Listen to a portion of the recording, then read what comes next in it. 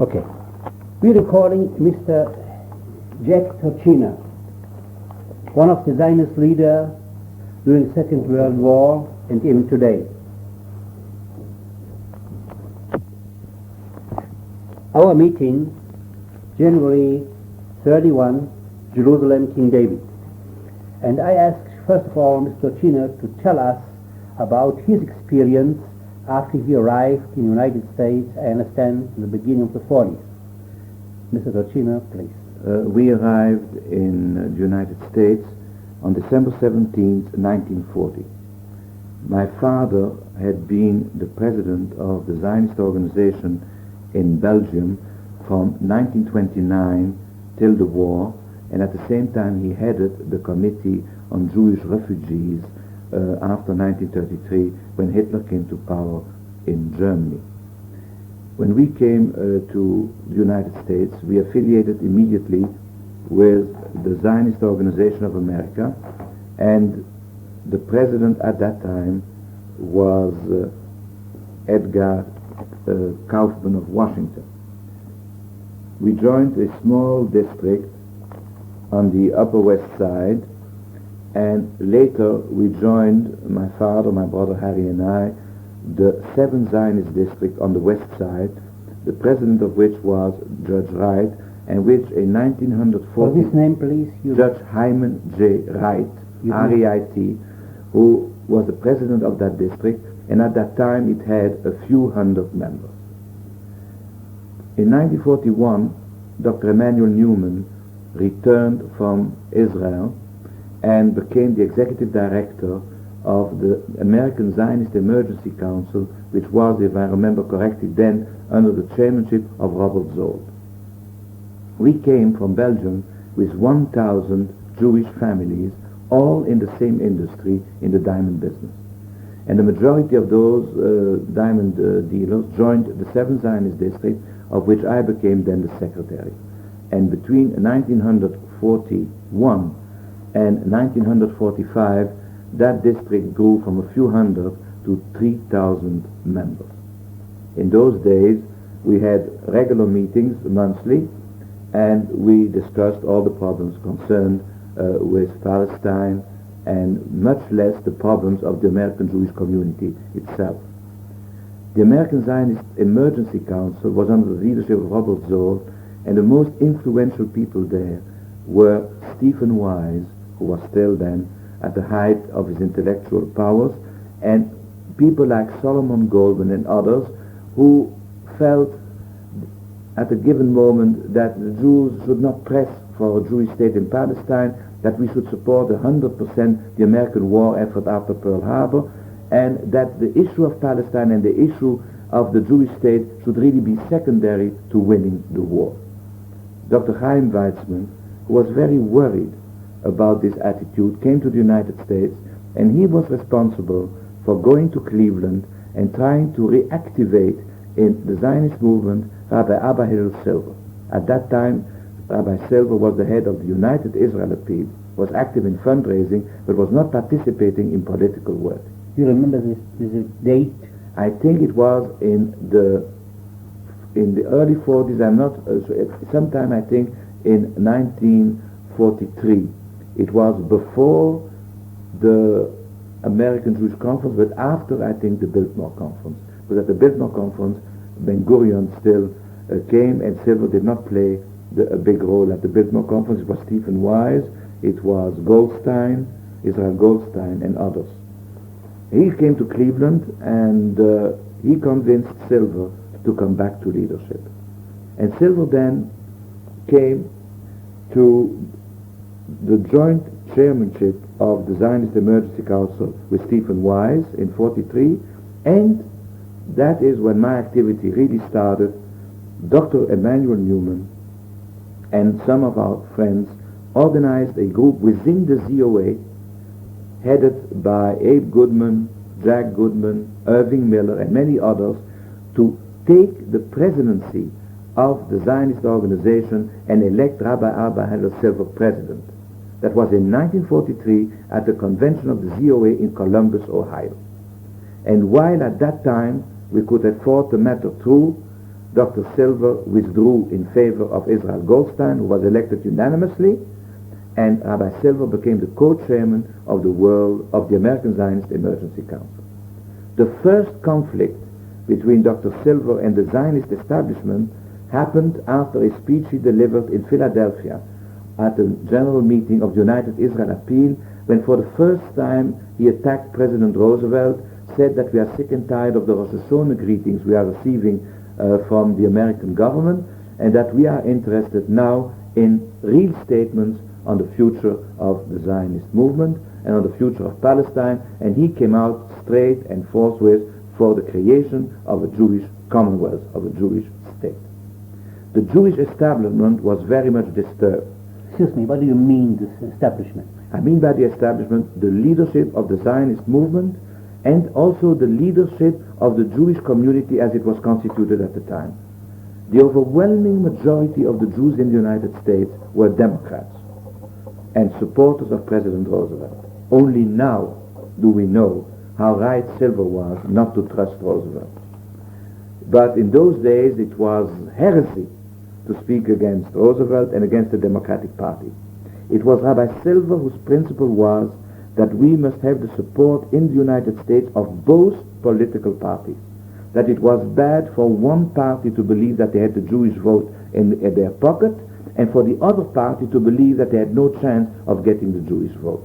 He was also the first to want and to feel that we had to have a political power as Jews, that the Jewish vote counted, that the Jewish vote should be used as a pressure group in the United States.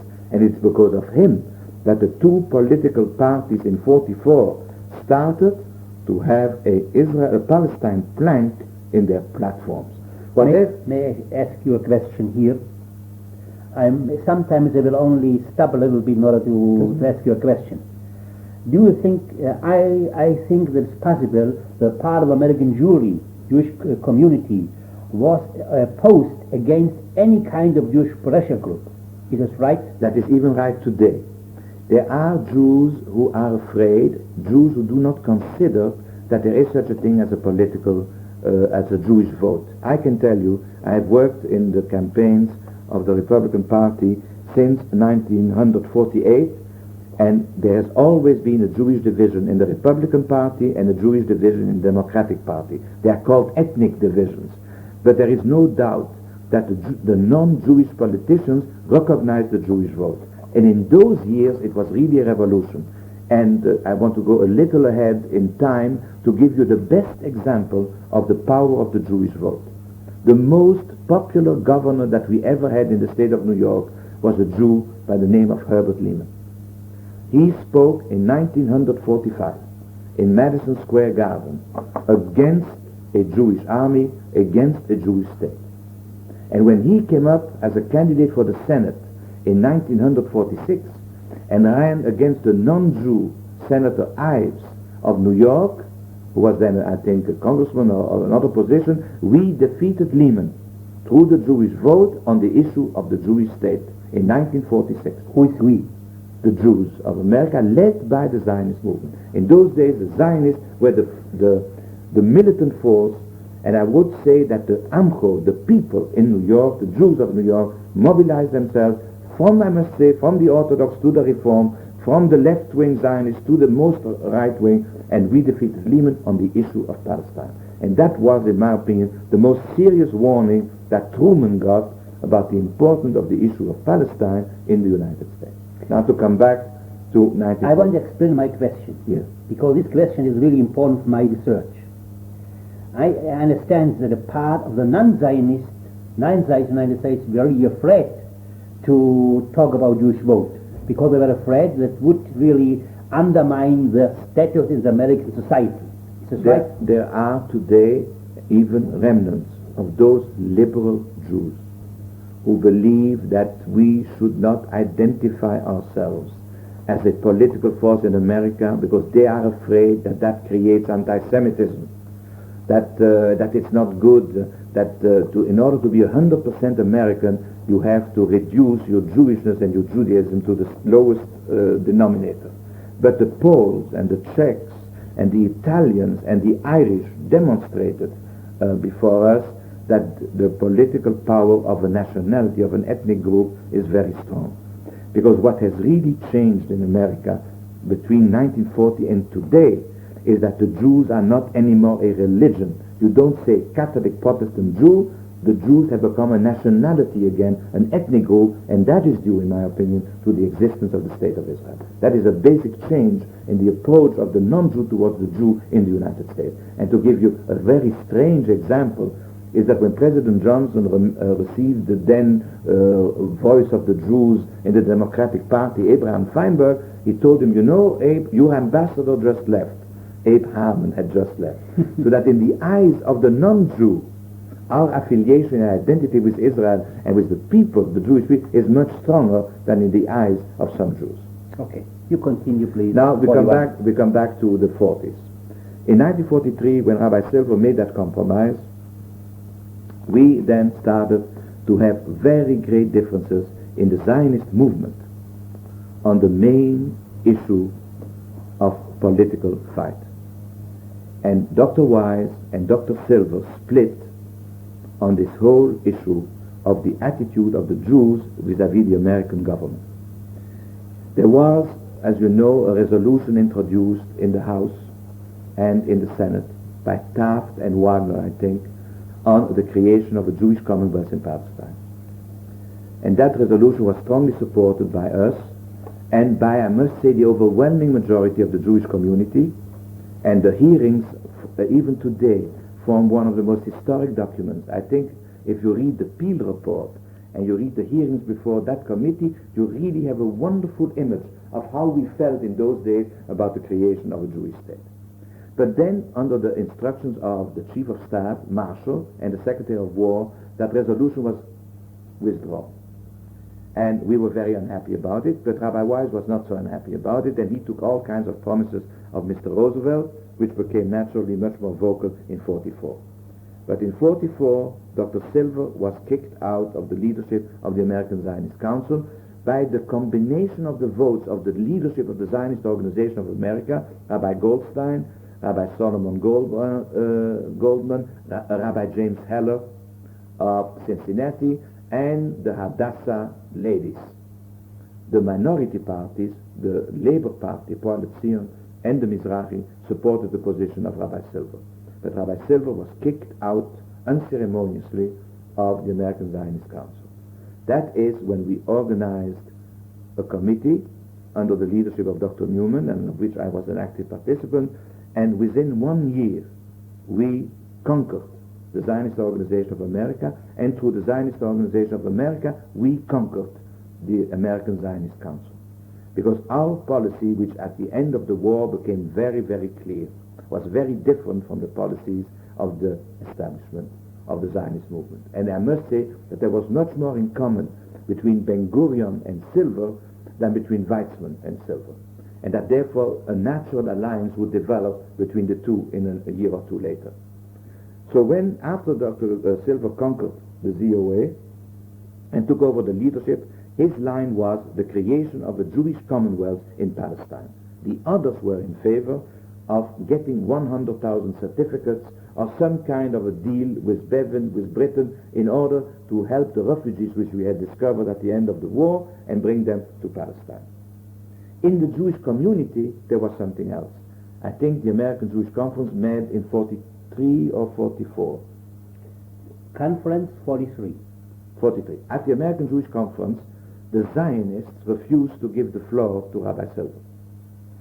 And he got the floor at the American Jewish Conference to the American Jewish Congress, as strange as it may seem, to Louis Lipsky. And Dr. Silver delivered there one of those speeches that when you read it today, it looks very simple. But when you heard it, it electrified the atmosphere. Through one speech, he changed the American Jewish Conference into a Zionist body.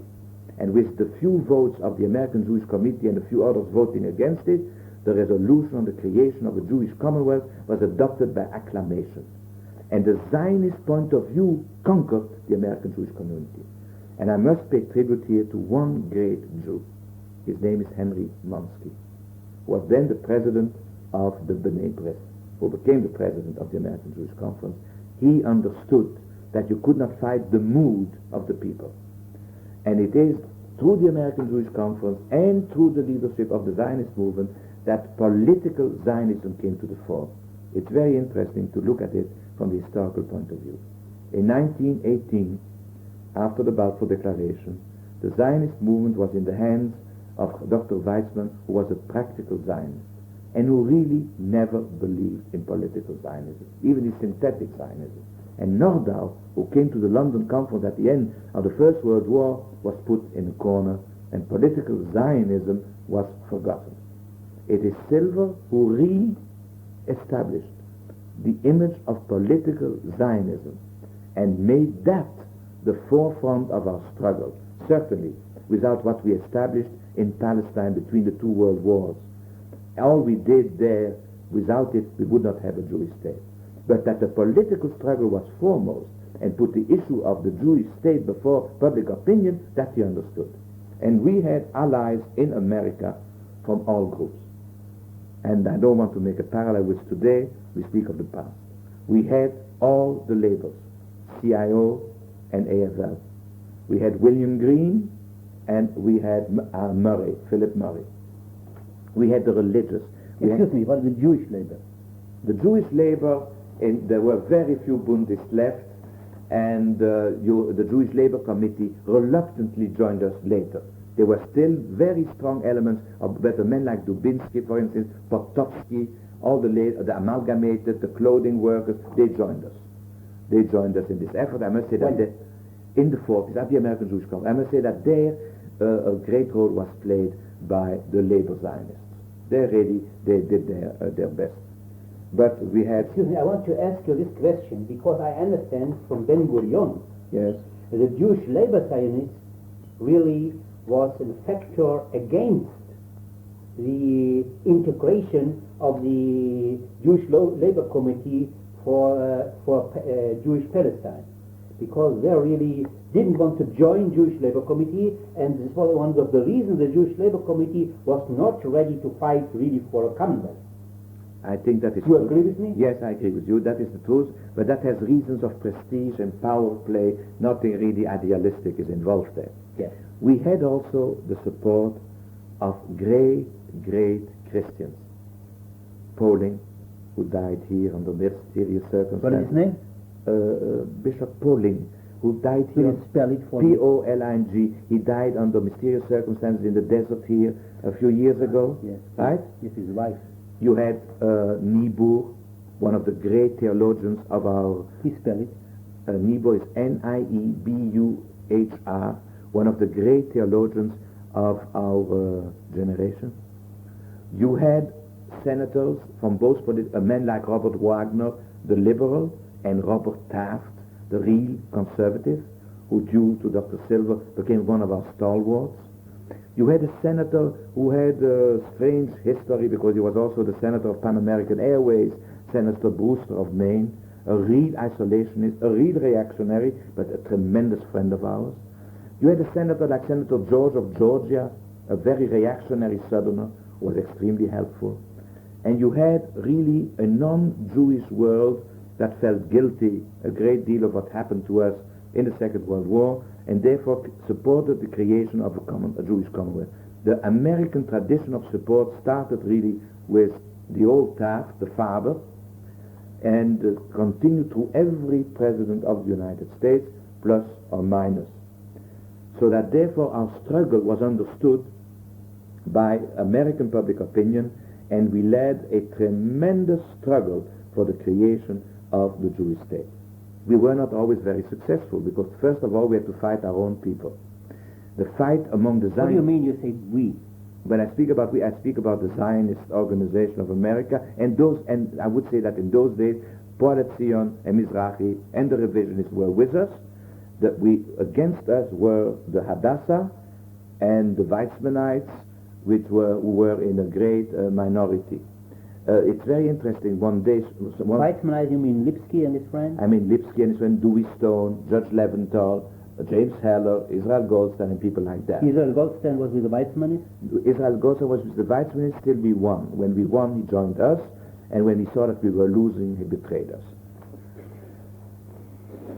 so that he has a very checkered career when it comes to this. Now, what did we want? We wanted a Jewish state. In order to get the Jewish state, we had in the Zionist movement to prepare ourselves for the Zionist Congress of 1900. Okay. Of 1946. And we held the first democratic elections to the Zionist Congress in 1946 in the United States. I was in charge of the campaign for the ZOA, and we came out with 41 delegates for the ZOA, 28 for Hadassah, 26 I think for Labor, 18 for Mizrahi, 7 for the Revisionists, 5 for Hashomer HaTzair, and we came out the largest party in the United States delegation.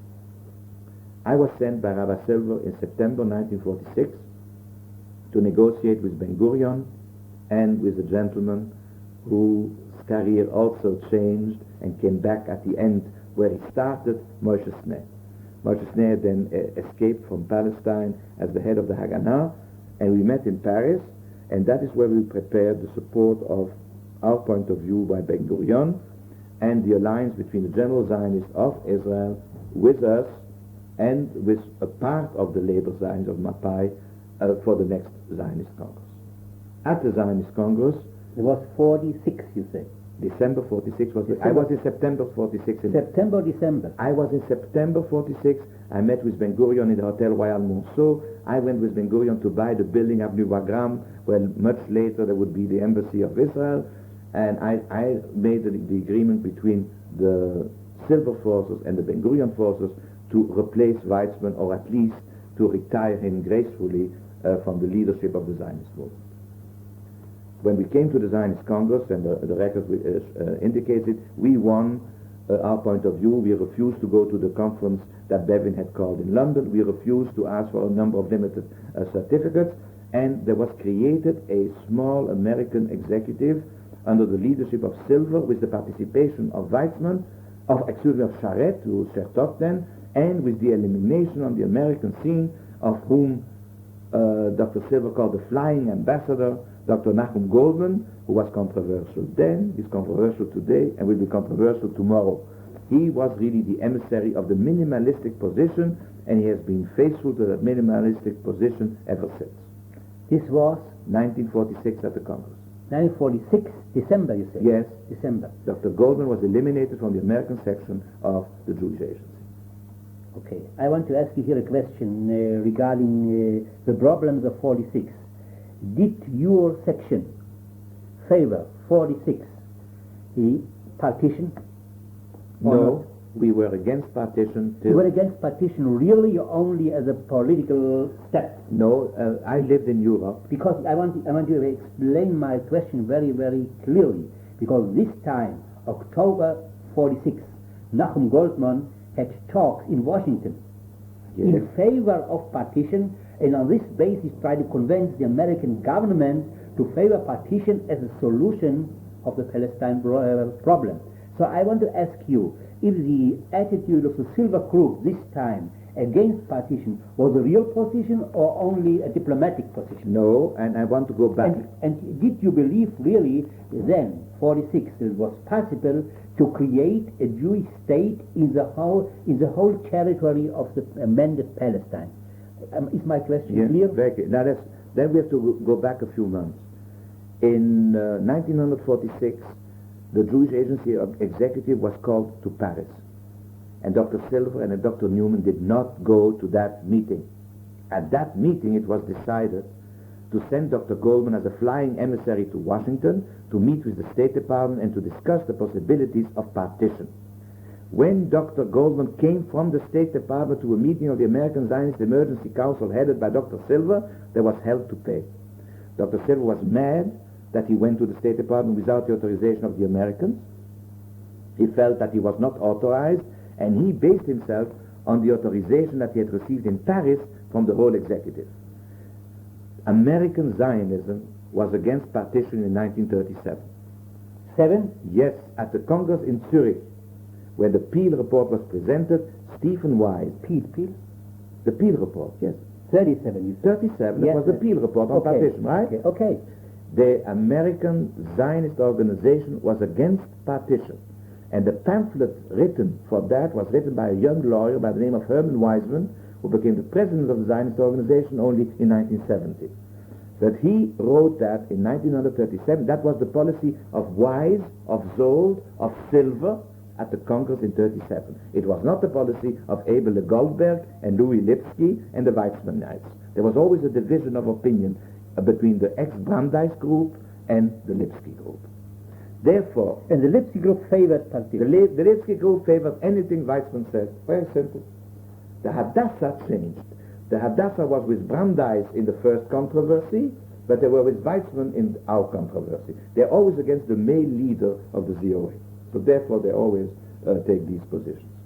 Now, I would say, in all honesty, We're talking about 46, the Yes. end of 46. I say in all honesty that Dr. Silver and his friends were honestly against any partition.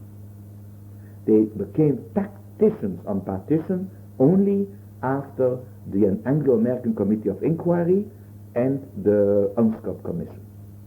But in 46 they were really against partition entirely, and were not ready to accept what they had to accept later in 1947, something that will plague us in the next year when we will discuss other problems in Geneva, because we accepted 47, and that will is You accepted 47. When 47 did you accept? we accepted 47 after the UNSCOP report. After the UNSCOP report, During the UNSCOP or, report, spring 47? spring 47, Spring 47 is before the UNSCOP. during the UNSCOP report talks, when they traveled around, and I think they went to Geneva for their final report, and those days when we spoke to Granados and Fabregat and those people, Why did you change your mind? Your group. we changed our minds because Dr. Silver, I think, saw that that was the only thing attainable by the American government at that time. And you didn't think that 46 was the only thing attainable? No, in 46 we really thought that we could still fight for a much better and stronger position. Okay, you may continue. Now, after the Zionist Congress in 46, as you know, Dr. Silver went back to America. Dr. Newman participated in the conversations with Bevan, which led nowhere. And it is really between 46 The end of 46, the beginning of 47? January 47, I think. January 47. Yeah. The unofficial conversation in London. In London, which led nowhere. Okay. And then started the whole, first there was the Anglo-American Commission of Inquiry, where I think, I'm sure that Dr. Newman told you, how he entered the train in Chicago and spent the whole trip from Chicago to Washington with Barclay Crum, and how he convinced him of our point of view. I must say that from that whole, the Anglo-American Commission, I had the opportunity to meet with Richard Kaufman a few months before he died. He was one of our friends on that commission. I think that the American Zionist Emergency Council and all the people there, be it Arthur Lurie or Harold Manson or Silver Newman and all the others, worked very zealously on the American members to get a good report, and I think that on that activity we did very well. Excuse me, do you have something personal to tell us about this time? Very important. I want to say that personally, I met in those days, my brother was in the delegation of the Jewish Agency. I only met on the political level with Taft, with whom we had many Senator Taft. Senator Taft, and even when on the resolution, before the Senate, Silver and Newman were very pessimistic. He was always optimistic that the moment would come, it came once, that the resolution would be passed.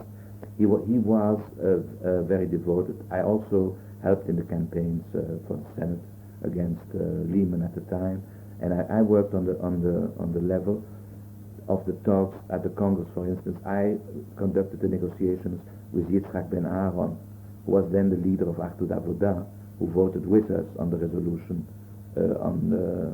in the framework of the Zionist Congress. Yes, of the Zionist Congress, and I conducted all the negotiations on the political level, so that we got the support of certain groups, and I also stood by Shomer Tzair that they would stand by their third resolution, Because if they would have voted with Mapai, we wouldn't have not have had the votes. But it's only because they voted for a third resolution that our resolution passed at the Zionist Congress.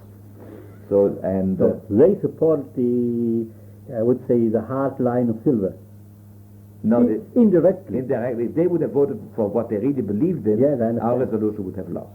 I also must say that I will never forget the things that happened there. I will never forget a session that we had of our General Zionist group where Weizmann came and said he would never permit a Jewish soldier to lift a rifle against a British soldier. And I was present at the Congress? At the Congress, at the session, at the meeting of the General Zionist group, where he came to plead for support. And I will never... There's an emotional reaction, I understand. You don't think so? Because he was British. He was, Dr. Weizmann, I must say, is one of the personalities that impressed me most in my life. I met him on many occasions in our home in Antwerp. I met him in New York. He was very upset that we supported silver. But the fact is that Dr. Weizmann really was a practical Zionist. He did not believe in the political solution. And he was surprised by it. And I must say that when I read all these books about the miracles he produced with Truman and all that, I happen to be very skeptical, because what really brought about the Jewish state were not private meetings. It was a tremendous pressure of public opinion in the United States. And the work that was done in the streets, not these personal visits. Therefore Weizmann at the Congress was a pathetic figure. I think he was broken. I'll never forget the night when he left, when he knew that he had lost. I saw Rose Halpern cry, Dewey Stone cry, all his great supporters. And I think that there is one great trouble with leaders. They sometimes don't know when to leave. And historically, Weizmann had fulfilled his role. I think that what he did from 1917 till the war was historic. I think if you read the Friedman book on the Balfour Declaration, which is much better than the Stein book on the Balfour Declaration, you gain a new respect for a forgotten man in Zionist history, Nachum Sokolov. You see that he brought the French, he brought the Pope, and because he brought the French, the British became much more interested in the Balfour Declaration than they went before. I must say that I heard Weizmann in 1943 in Madison Square Garden when he said, I think what is true, he said if the Jews in the 20s would have supported the Keren HaYesod and the Zionist movement, maybe Hitler would not have become towards the Jews what he did if he would have had even a little tiny pea state in Palestine. But I would say that at that Zionist Congress really Ben-Gurion and Silver were the outstanding personalities. They were very strong personalities, and because they were very strong personalities, there would have to come a break between the two of them because they were too strong for each other. But at that Zionist Congress, I think Silver led the battle and won the battle because the historic time had come to create a Jewish state, that we had paid the price of 6 million dead, that in the Yishuv in Palestine too, Ben-Gurion was convinced that you had to form the Haganah, that you had to form, that you had to fight it out with the Arabs if you wanted to, and the British, if you wanted to create a Jewish state. I must say that contrary to Silver and Newman, who didn't play any part whatsoever in the creation of the Haganah in the 40s, I was one of the 18 people who participated with Ben-Gurion at the meeting in Rudolf Sonnenborn's home in July 1945, where we founded the Haganah movement in the United States. I must say, Ben-Gurion spoke there for 9 hours uninterruptedly, with a lunch break, and there I was the only one of the General Zionist group of our opinion who has participated in this endeavor, because Silver and Newman concentrated only on the political phase, and they neglected, in my judgment, from the General Zionist point of view, the influence in Israel, in Palestine itself. And we paid for that much later when we lost the battle in 51. If they would have concentrated more, and if I would have known it, but I never had been in Palestine till then, if I would have known it, I would have directed the Zionist Organization of America, which at that time had 200,000 members, had unlimited funds, was extremely powerful, to create and build institutions in Palestine which would have helped us once the state would have been created. It was our lack of presence in Palestine which weakened the position of the Silver Group in the fight with Ben Gurion and the others after the creation of the state. Now the most glorious hour really was the fight for the Jewish state from the Zionist Congress of 1946 till May 1948. And there, I must say, we passed some very, very difficult moments because we had victories and we had defeats. We had the victory at the United Nations, but we had the terrible defeat of April 1948 when really Truman went back on his word, came out for a trusteeship, and where we organized something that we haven't done ever since, I must say. It was a march of Jews, of all the Jewish veterans of the two world wars in the streets of New York. And I must say, when I saw the millions of people in the streets of New York, Jews and non-Jews, and I saw those veterans of the wars march and demand the creation of a Jewish state, that we made, I think, the greatest impact on American public opinion.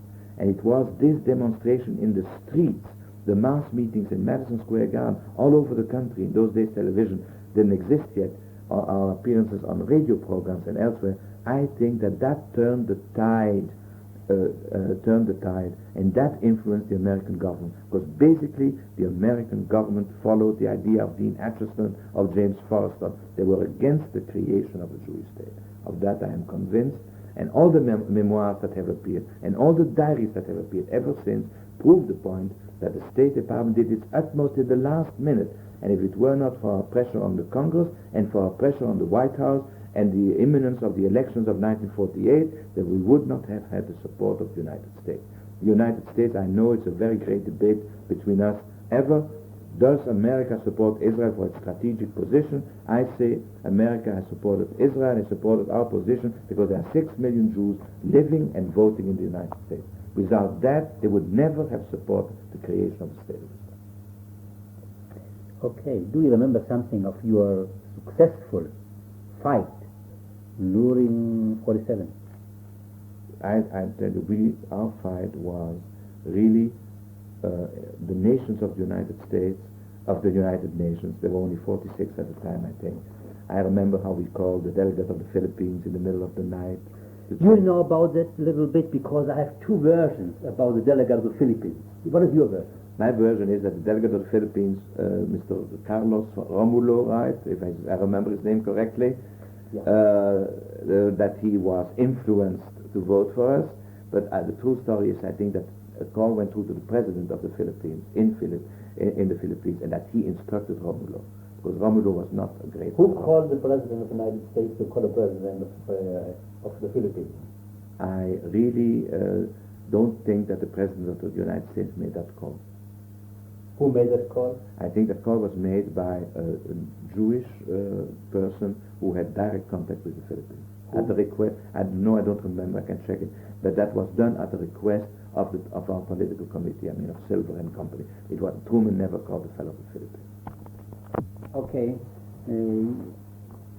We talked about 47, about and you began to tell me about the Philippines. Would you continue now, please? So in general, we worked on, our countries of Europe were in those days very easy: Belgium, Luxembourg, Holland. What wasn't so easy was France, I understand, but I had nothing to do with the work at the United Nations. What I worked on is American public opinion, keep America in line, because we had plenty of enemies in the American government and in American public opinion, and even the New York Times did not support the creation of a Jewish state till very, very late in the day. Was always under the influence of Mr. Sulzberger, who really was in his heart and in his mind counsel for Judaism and nothing else. Hayes Sulzberger, you think? Yeah, Arthur Hayes. Arthur Hayes. Yeah, not the one who's the correspondent okay. now. Arthur Hayes Sulzberger. Now, I think we also had to fight the Council of Judaism, which in those days was led by Lessing Rosenwald. And while it had only a minority, a very small minority of the Jewish community, they were as influential in America in those days as Montague was in the days of the Balfour Declaration in England, because they represented a group of extremely wealthy laymen and some very leading rabbis in the country. And one of them was Lazaron, who was the brother-in-law of Rabbi Silver. and therefore more vicious in his attacks against the Zionists than anyone else. And in this fight in the Jewish community, I think we did a magnificent job. We had meetings, we had the press, we had conferences with the congressmen, with the senators, we had an office in Washington which functioned extremely well. People gave up their time, people gave up their energy, and I believe that it is the groundswell of the pressure campaign on the Congress and on the White House that brought about the creation of the Jewish state. Now you know, and Dr. Goldman has repeated it now in his interview in Le Monde, there were people against the proclamation of the state on May 14, 1948. It was Dr. Silver, Dr. Newman, who really led the fight for the immediate creation of the state. And there was no doubt in our minds that Truman would recognize it immediately because the Russians recognized it immediately. And the Soviet Union and the United States, whenever they agree on something in Israel, it's implemented. When they disagree, there is a conflict. The two superpowers have always shown great interest in the Middle East, and therefore the recognition of Israel in those days was immediate by both superpowers. That Stalin later changed his mind is not only his fault, it's also the fault that in his mind and in his idea Israel would have been pro-Russia or at least neutral. And I never forget the suggestion of Dr. Goldman that Israel should not join the United Nations, that Israel should be in the Middle East what Switzerland is in Europe. But we are now 26 years later and things have changed. Okay, if you would allow that, I understand this is a story you want to tell. If you want to add something with the story, I'm ready to No, record. I'm ready to answer your question. I have a lot of questions here, and I have two questions with me. But I have one question really of more than 30 questions. Should be enough for the next 45 minutes. Okay. The first question I want to ask you is, did there, according to your opinion, exist in American Jewish leadership during the 40s, accepted by all the factions of the American Jewry, that was able to unite and guide the Jewish community? It means a leader even as, let us say, as Louis Marshall was the leader of the American Jewry during the 20s. Oh, Brandeis in the First World War. Brandeis, but if there did exist an American Jewish I would say that in the beginning of the 40s, the leadership of the American Jewish community was, on the one hand, a man like Morris Wertheim of the American Jewish Committee, who was before Proskauer, and on the other hand, a man like Rabbi Stephen Wise. I must say that the Bnei Bris did not play any role. The fundraising apparatus did not play any role yet, as it does today, and there was no united leadership. On the contrary, it was a very divided leadership. The leadership became more united as the war progressed, as we learned more about the disaster to European Jewry, and as the struggle for Palestine started. And then I would say that the leader of the political struggle in the United States became for very few years Dr. Silver, that Henry Monsky became the moderate leader of the masses, that you had on the extreme right a group that you should not minimize even if they were sometimes foolish, the Ben Hecht group, and the Peter Cook Bergson group, who did a lot to prod people under and they hired a man like Gillette, former Senator Gillette, to conduct... Gillette, spelling please. Like the blade, G-I-L-E-T-T-E. I'm very sorry, but we have to record it. Yeah. And I think that they were on the extreme right. You had then the Council for Judaism that was against us for other reasons, and the spokesman for for the political struggle was Silver. Monsky became a great leader, and then those who later would form the government of Israel and Dr. Goldman.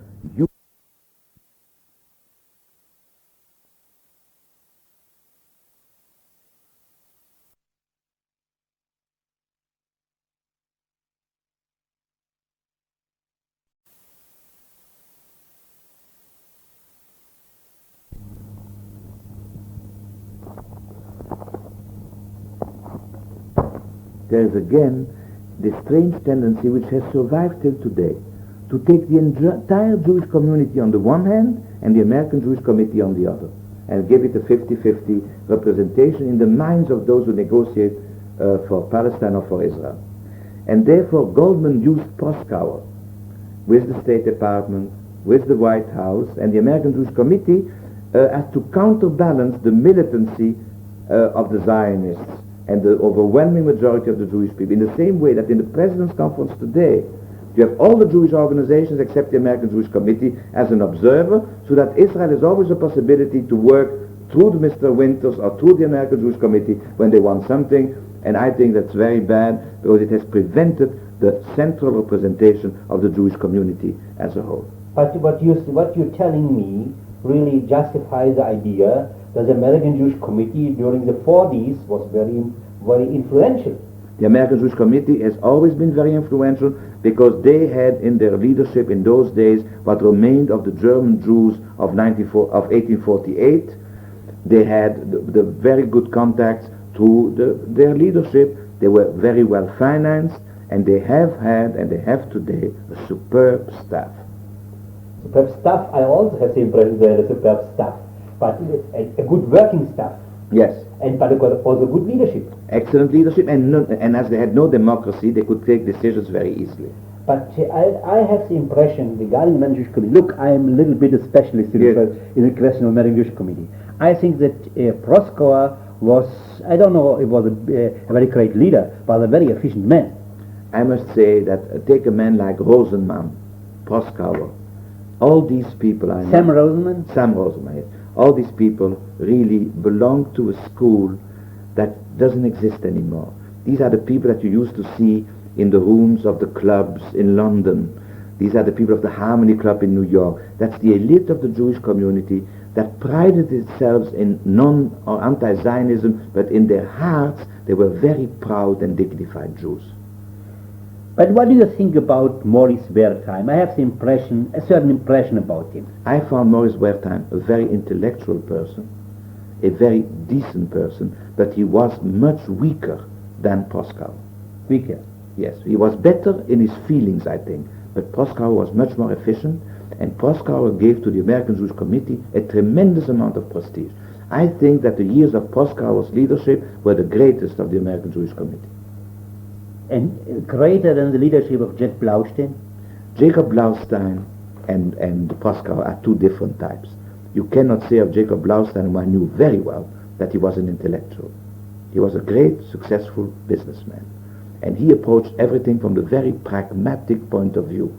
He had a wonderful relationship with Ben-Gurion, because Ben-Gurion knew that he would never bother him in political battles, that he would never compete with him on the Israeli scene. Blaustein had prestige because he represented the big oil company, because he represented big economic power. And he was a man who had extremely wonderful contacts in American politics. Proskauer was an aristocrat, but quite a different type and quite a different school. What was the opinion of, let us say, Rabbi Abba Hillel Silver about Proskauer? As far as I know, Rabbi Proskauer fought with, Rabbi Silver fought with Proskauer, the difference of opinion, but they respected each other. But there was never a close relationship. Dr. Silver was a man who was a tremendous individualist, who had very few real friendships, who was a man who could not be very nice to people, who could not unwind with people. He had a very small group. He was a very, very strong personality who could only unwind in his family circle or very few close friends.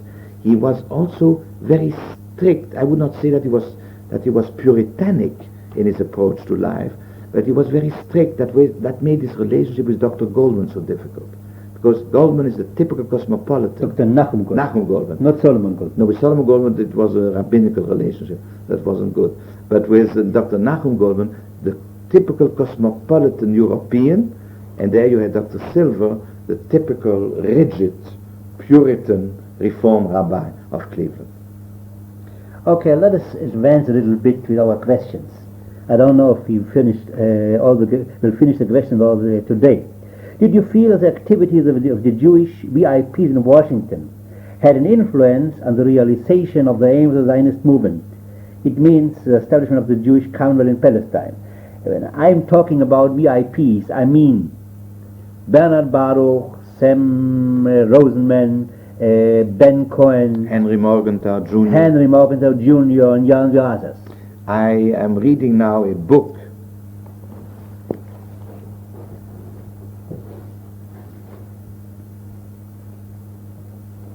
FDR's last year, and there you see what little influence the individuals have had on Washington.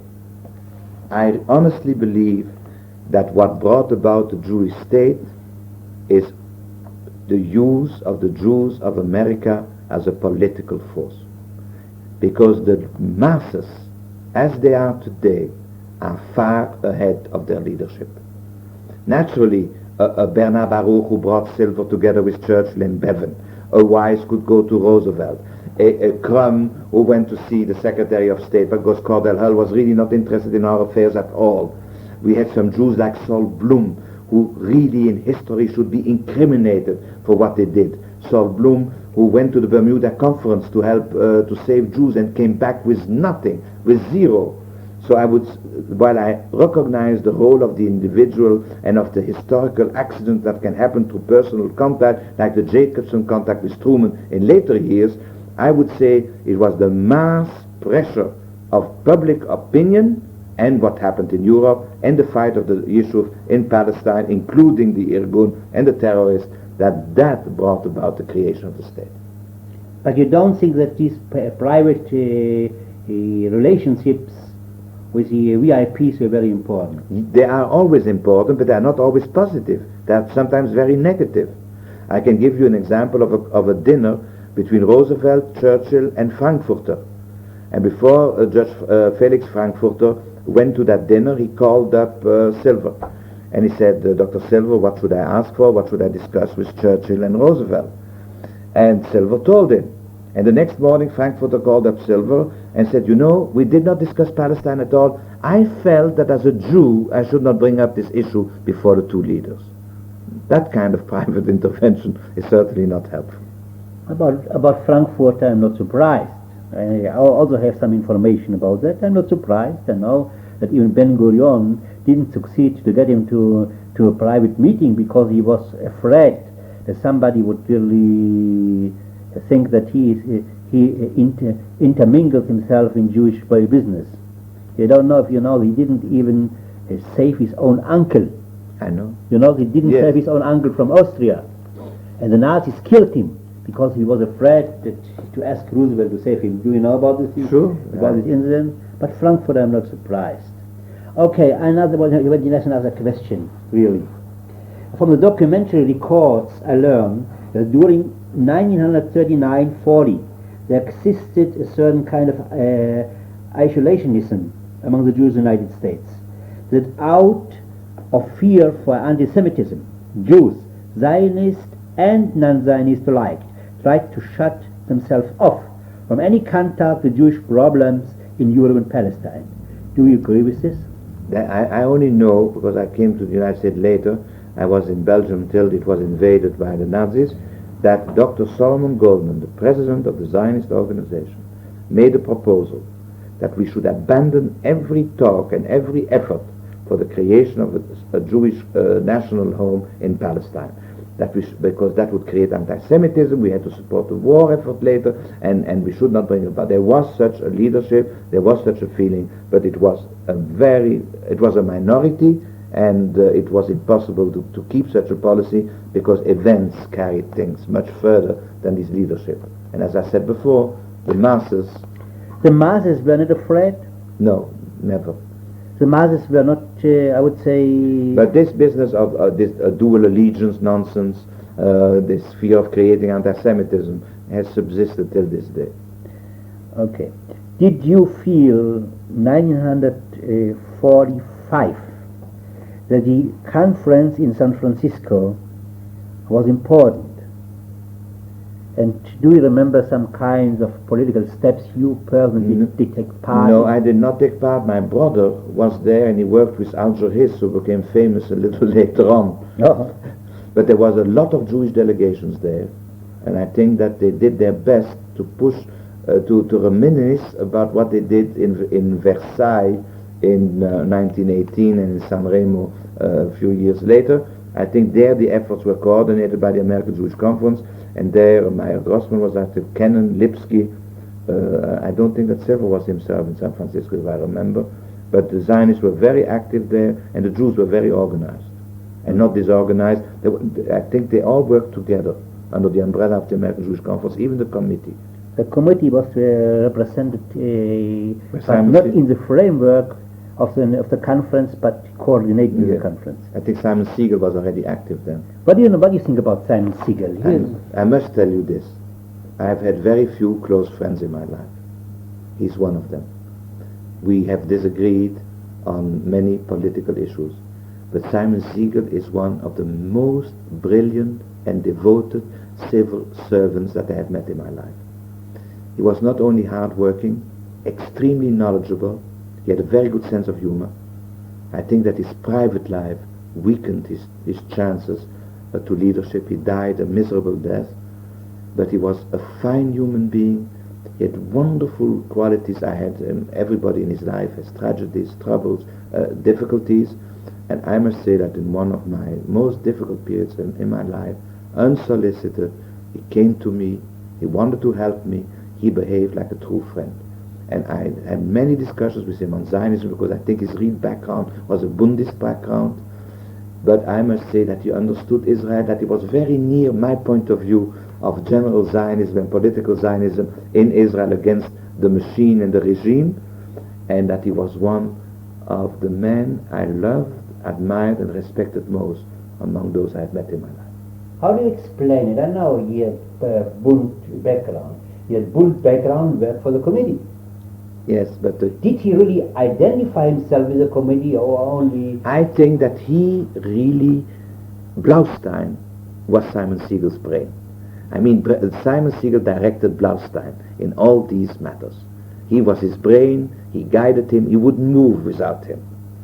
But he also was important during the Proscoe. Yes, he really guided the policies of the American, much more than Slauson, the foreign affairs of the American Jewish Committee. And what his real rapport with Slauson was, I don't know. I only know that I regretted that when Slauson retired, Simon did not take over. And he didn't want to, and the last years of his life he was sick, and nobody could replace him. Lachman was a flop. Grün is there, is a very nice young man. Now they have an other gentleman. The American Jewish Committee has never been the same since the death of Simon Siegel. Okay. Another question. There exists an opinion that the non-Zionists began supporting the partition plan in 46-47 because they were worried that an influx of Jewish immigrants to the United States might endanger their status there. What is your feeling about that? I never heard it. I never felt it. I think that they started supporting the creation of the Jewish state because they felt that was the right solution after what we suffered. After all, they were human beings. The non-Zionists are talking I about. speak about the non-Zionists. Especially the American Jewish Committee. I never heard that, not even by the American Council for Judaism. I never heard, only the Council of Judaism was in favor of resettling the Jews where they came from. Mr. Roosevelt too, in his conversation with Ibn Saud. But I never heard that we were afraid of an influx of Jews in the United States. Okay, I understand that from Bnei Bris members, I talked with them, that their organization was pro-Zionist during the 40s. You already told me about the importance of Mansky, maybe also Bisgayer. But I have not found any proof to an open identification of Bnei Bris as an organization with Zionism. What is your opinion about this? In my opinion, the Bnei Bris were not pro-Zionist. The organization? Not at all. And I know Mr. Bisgayer very well. We became very friendly at the end of his life. He was not a Zionist. When did he die? He died only a few years ago, 2 years ago, I think. 2 years ago. But he retired from the Bnei Bris a long time ago, was replaced by Kaufman, who died also very young. No, this guy was not a Zionist. Was not a Zionist. No, he became, he was really, look, the B'nai Bris is a fraternal organization. They like to go bowling, they like to play cards. Their Hillel Foundation is a disaster. It has not, none of my children and none of the children have ever belonged to Hillel. Hillel has done nothing for Jewish consciousness in the United States. Monsky became a Zionist, but the B'nai Bris were never actively engaged. Now they're much more identified with Israel as they ever were identified with Zionism. They were a non-Zionist group par excellence. A non-Zionist group, it means politically they were... Politically they were virgins. Virgins. And unimportant for Zionist efforts. Absolutely. Because today they try to rewrite their own history. Today everybody rewrites its history. David Horowitz rewrites history. Eban rewrites history. Everybody who writes a book writes history. Did, according to your experience, that Agudat Yisrael United States have the right independency of its headquarters in Palestine to decide on political steps, such as whether or not to testify before the UNSCO? Do you know about... I don't know anything about Agudas Israel. Only my rabbi in Belgium was a member of it, but my wife's family here are Agudas Israel, but I don't know anything about them. Was a Jewish Labor Committee of help during the struggle at the United Nations 47? From my information, they were helpful. What did they do? I think that they were very much helpful with the CIO, because in those days the American Federation of Labor and the CIO were separate and were jealous of each other, and I think that they helped and that they were their assistance was positive. Do you remember some? I remember only Potofsky's speeches, Potofsky's interventions. I remember the great role that Sidney Hillman played. What was the role of Sidney Hillman? I think that Sidney Hillman, while they say clear it with Sidney, if you remember, he was a very good Jew, he was a very devoted Jew and helped us whenever he could. What did he do? I think that he really intervened with Roosevelt. With Roosevelt directly? Directly and at the request of Silver and Wise. In 1996? 43, 44. 43, 44. Because it was at the convention of 44 that you cleared everything with Sidney. Don't forget that Roosevelt died in 45. Roosevelt died in 45. But Sidney Hillman was a powerful force, and I think for the good. For the good. What was your relationship with Zionists, with the Bund people during 46, 47? None whatsoever. Had they changed their negative attitude towards Zionism by this time? No, we had no relations with them whatsoever. No relations? None whatsoever. Even not through the... No, they were not in the American Jewish Conference, I don't remember them. And the Bundists slowly faded away, like General MacArthur. Mm-hmm. I am told by Judge Leventhal that only the ZOA and the American Jewish Committee were involved as organizations in political activities in the United States during the 40s. Absolutely right. Do you agree with this? Absolutely right. And the Hadassah? Hadassah take care of hospitals in the past, in the present, and the future. And the Mizrahi? Mizrahi had some very lovely people like Bublik and Gelman and Rabbi Gold with his beautiful beard, but they really have no influence because the influence on the religious elements in America are not true religious groups. Okay, so you would agree with me that not only that, but also the rabbinical organizations were neutral or not very active. I can give you an example. In 1943, the Chancellor of the Theological Seminary, Louis Finkelstein, forbade the graduating class to sing Hatikva. No, I'm not surprised because he was non-Zionist. He was anti-Zionist. Anti-Zionist. And the seminary, the conservative and the reform movements per se were not pro-Zionist and did not play any role in the political struggle. So in the political struggle, you would say is only the ZOA and the Emergency Council from the one side, and the committee, and the committee from the other side, yes. Very important forces. Absolutely. But I understand that before 42, Adolf Held and his people played a certain kind of political role. Yes, they did, and Adolf. And later, you don't hear about them. But I must say that whenever I met Adolf Held, He always took a very positive attitude towards the Jewish problem. Okay, so now I want to ask you a very interesting question regarding your good friend and leader, Rabbi Abba Hillel Silver. When Rabbi Abba Hillel Silver was president of the Central Conference of American Rabbis, he did not pressure that organization to identify itself with Zionist aims. What were the reasons of his attitude during this time? I tell you. You know about it? I know about some other things. Rabbi Silver was the rabbi of the temple in Cleveland, and his congregation was not a Zionist congregation. He had a Zionist society in his congregation. I must say that I discussed with Rabbi Silver this matter on several occasions. I discussed with him something else. He had a tremendous Jewish knowledge. He was in his heart really Orthodox. And I always asked him why he joined the Reform movement. And he said he joined the Reform movement because it was easier to be a rabbi in the Reform movement and to have time to devote yourself to other activities in the general public. But don't forget that Rabbi Silver was one of the most popular lecturers in the universities. Don't forget that Rabbi Silver played a very liberal role in the right of the minorities in America before he took active Jewish leadership. I think that Rabbi Silver did not want to struggle in the Reform movement because he felt, that he did not feel that the Reform movement was that important, and he didn't want to have a struggle with his distinguished colleagues. They knew that he was a Zionist, and he didn't feel that it was necessary to have the Central Conference of American Rabbis become officially affiliated or officially identified with the Zionist movement. So the Central Conference of the American Rabbis remained neutral. Yes, but some unactive. But some of their leading rabbis take, I must say, Wise, Feuer, Heller, Silver, many others were Zionists. But as an organization? Yes, they were neutral. Yes, so what? And neutral, they didn't do nothing as if Nepris didn't do nothing. Exactly. Okay. Do you remember something about the non-Zionist members of the Jewish Agency and their participations, activities of the Jewish Agency, American sector at the end of the 40s? I talk about, these who are look, Hexter and Carl. I tell you, I knew Hexter when he joined the Jewish Agency. I never heard his name in the war.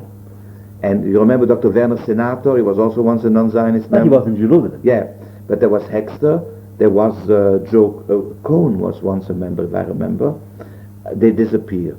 Hexter devoted himself to the Federation of Jewish Philanthropies, as far as I know. I never saw him, I never heard him anymore.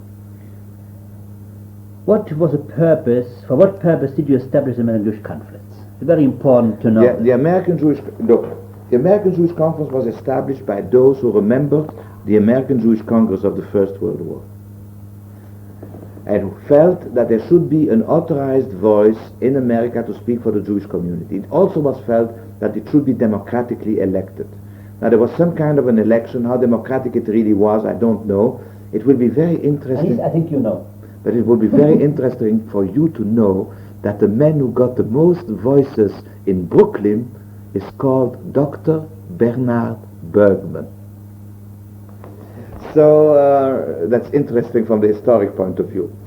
I heard about it. Some very important leaders didn't get votes. Yes, because they were not popular. You could.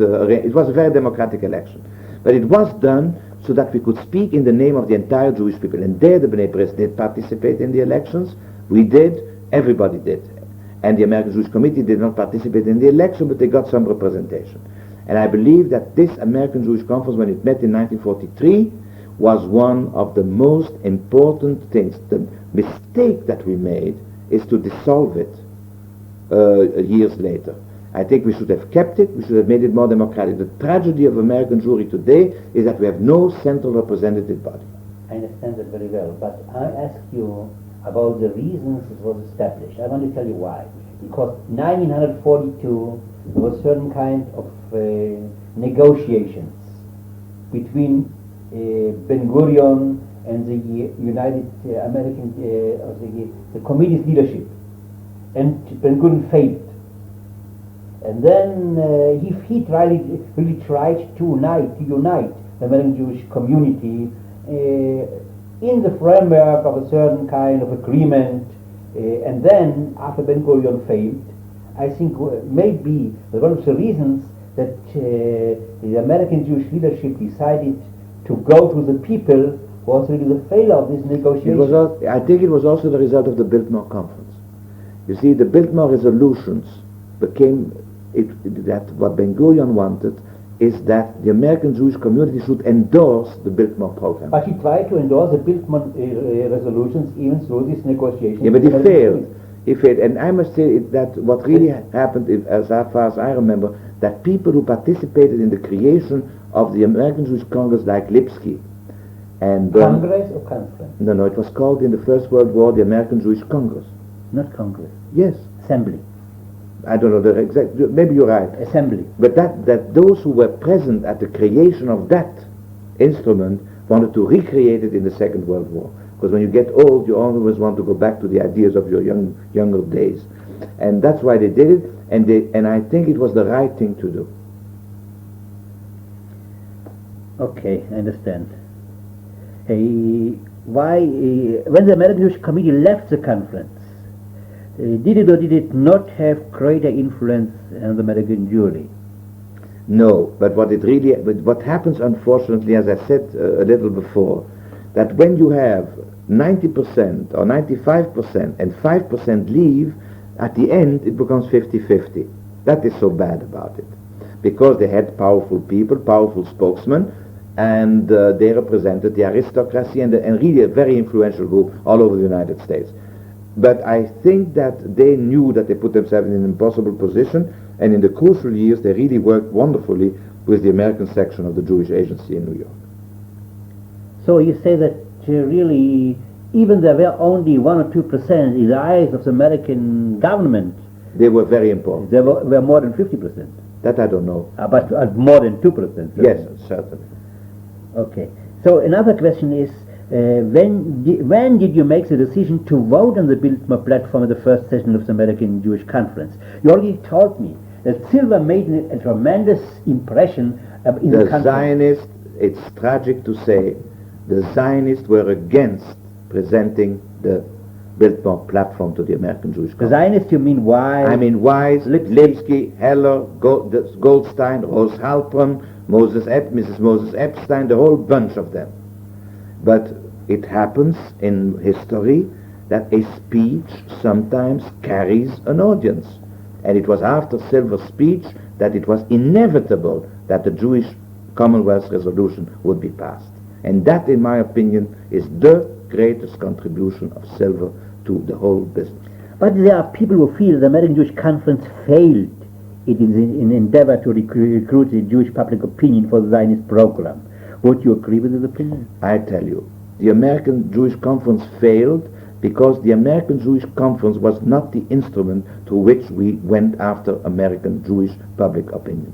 It was the strength of the Zionist movement and of the Zionist Emergency Council that overwhelmed the American Jewish Conference. And when you have on the one hand Silver and on the other hand Henry Monsky, if you have on the one hand the whole staff of the Zionist Emergency Council, on the other hand our good friend Meyer Grossman, you should understand that public opinion looked towards the Zionist Emergency Council for the militancy, and that the American Jewish Conference was like a Senate endorsing the decisions of the militant body. But in the American Jewish Conference, the American Jewish Conference was a representation of the non-Zionist elements of the American Jewry. Yeah, but was this not a very important aspect? It was an aspect, but I tell you, they were used to endorse the Zionist positions.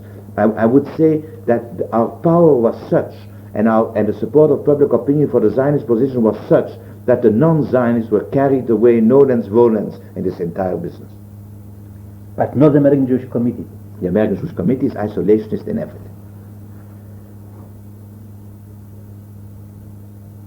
During 41, 42, 43, Weizmann and Ben-Gurion believed the American Jewish Committee could represent American non-Zionists.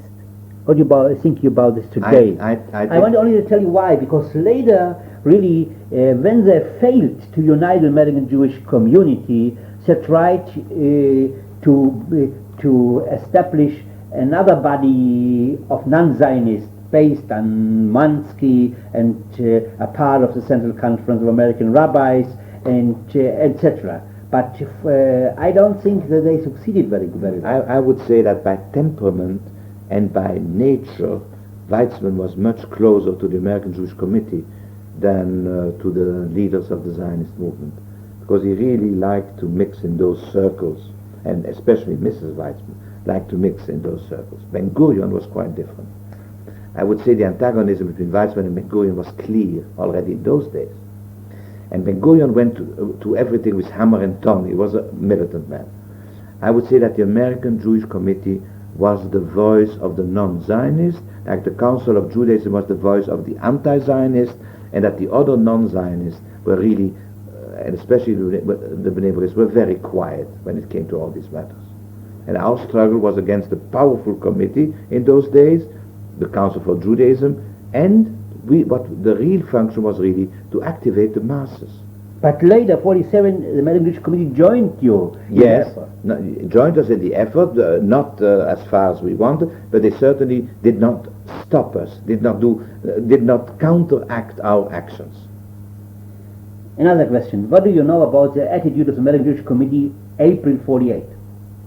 At the time of the trusteeship? Yeah. I think that they were very impressed by the actions of the government, of the American government, and that they were not as opposed to the trusteeship as we were. And they would support the trusteeship? I think, if my recollection is right, I think they would have supported it, under pressure of the president. But before this, before the assembly, 47, they supported partition. And you have chosen them as your ally in the non-Zionist group of America for before November 47. Did you dealt with them as a non-Zionist? Yes, I think that's what we did. But they went alone very often to the State Department, as you know, in the years before. Who are they? Moskauer and his friends. His friends means also Siegel? I don't know if Siegel ever went with him to the White House. But he supported him and gave him the... He was the brain. He was the brain. That's what it is. What do you know about the claim that in March 48, really, I repeat a little bit my question, of the American Jewish Committee leaders wanted to advocate in public that the committee should withdraw its support for the partition plan. I heard that, but I was so busy at that time to counteract the trusteeship in general, because in our midst nobody was for trusteeship. Nobody? No. And you were really ready to fight? We did fight, and we won. Not through Weizmann and Jacques. During the General Assembly, several meetings were held between Nachum Goldman, Abba Hillel Silva, and Joe Broskova. Do you recall any details about the subject? I don't. The American Jewish Committee opposed efforts to bypass the arms embargo on Jewish Palestine during 48. What were the reasons of these tactics? Because I think that the American Jewish Committee opposed it because it was illegal. What we did at the time, as you know, that we helped Israel, we sent weapons to Israel starting in 45, 46 already. And that these were all illegal. As you know, some people were caught. But and there it's very interesting to know that it was Hoover himself, Edgar Hoover of the FBI himself, who squashed every effort to try them or indict them or anything. He did it? Yes, personally. Personally? Yes. It's very important. Now I want to ask you, we have some minutes left. I want to ask you something about the period after establishment of state. What have you to tell of your own experience? The period after the establishment of the state... I finished almost my questions, so I don't know if we'll have time to meet again very soon, because you're very busy here. Whenever you want me, you let me. I come here very often. So maybe we will recall something. But what it is, I want to tell you. What happened really is Ben-Gurion's disappointment that the leaders of the diaspora did not come to settle in the Jewish state, and his fear of the Zionist leaders in general, and Silver in particular. The taking away of the fundraising apparatus in the United States from the Zionists, the elevation to the leadership of Henry Morgenthau Jr. and the non-Zionists, the fact that Ben-Gurion felt more at home with Blaustein and with the non-Zionists than with us, created a situation of tension, reduced the importance of the Zionist movement in the United States, and brought about the present situation where we face a disaster because we have not educated American public opinion, we have neglected our homework with the Congress of the United States, we have taken it for granted, and we are now faced with historic decisions. The future of Israel will not be decided on the battlefield here, it will be decided on the political field in Washington. And the neglect of the American Jewish community, the going to the American Jewish community only for money and nothing else, has eliminated the intellectuals from the support of the State of Israel, has antagonized our youth, and has created a situation where today we have to start from scratch lots of activities that we could have done much better in the last 26 years. But another question, you know, the question of dual loyalty was a very important question. I would say the question of dual loyalty. It was a fear. The question of all the Zionists. You told about Solomon Goldman. Yes. And I have something changed after 48. I want to give you only one example. When O'Dwyer became mayor of New York, the police band of New York went to his home because his wife was ill and played the Irish national anthem. The candidate who ran against him was Judge Jonah Goldstein. If the Shomrim would have gone to his home and played the Hatikva, Goldstein would have fainted. That is the difference in attitude between Goyim and Jews. I would say that today everybody in America understands our interest in Israel, the Jewish peoplehood, and the fear of dual allegiance remains only in the minds of a few left-wingers, in the mind of a few non-Zionists or anti-Zionists or anti-Israelis, and I think that it will come to the fore because we are going to a period of economic recession where there will be a revival of anti-Semitism, where all these issues will come up again. But basically the existence of Israel has normalized the life of the Jews the world over, and in America in particular. I think that if you go today to a concert, you see many boys with a yarmulke. If you go on Fifth Avenue, you have a tefillin mobile. If you go to a swimming pool, every Jewish girl and every Jewish boy has a mezuzah or a Mogen David. I say this identification with his Jewishness is something that we owe to Zionism and to nothing else. The Zionism to the victory of Zionism. Yes, the creation of the state. Even among the non-Zionists tonight. Yes, I think they are proud of it. And tell me, I want to ask you another question. If you enter the most liberal synagogue in the United States, Fifth Avenue. I tell you on the... Yeah, Manuel Synagogue. I would say... You don't find Israeli flag there. No, you don't. But in other synagogues in the United States... All over you find. What's the reason? The reason is that there you have a long tradition, but you have now a Zionist rabbi there, a young man, he is sober, who is very good, and I think that's his name, and you have now a new president, Maxwell Raab, who was the secretary of Eisenhower's cabinet. Maybe it will change. But I must tell you that we are lucky that in 1492 the Jew Christopher Columbus discovered America. Because without the 6 million Jews, they're a wonderful Jewish community. They're much nicer than the French Jews ever were, than the German Jews ever were. It's a good-hearted, wonderful Jewish community. And they have Pavlov's reaction to Israel. When you say Israel, they write a check. I want them to have another reaction. The question is a question of figure. I only want them to also have a different attitude, and I think that we have reached a point now of much better understanding between the diaspora and Israel. Thank you very much.